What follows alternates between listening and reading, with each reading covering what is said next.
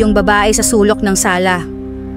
Way back early 2000s, nakatira kami sa isang lumang apartment building sa Taiwan.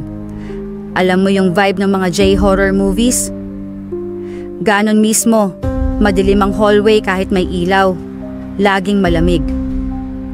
Yung tipong kahit tanghaling tapat, parang laging may nakasilip sa mga bintana. Sabi ng nanay ko noon, may kakaiba raw sa lugar.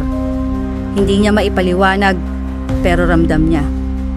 Sa tuwing pauwi kami, galing grocery, mabilis siyang mag-unlock ng pinto.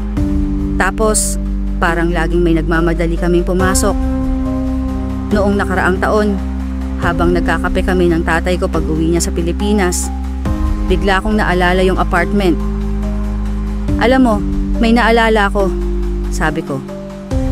Di ko sure kung panaginip lang o totoong nangyari.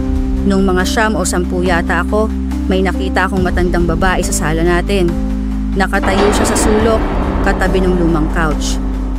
Nakasuot ng pulang bestida, tapos nakatingin lang. Hindi gumagalaw. Tumigil sa pag-inom ng kape si Dad.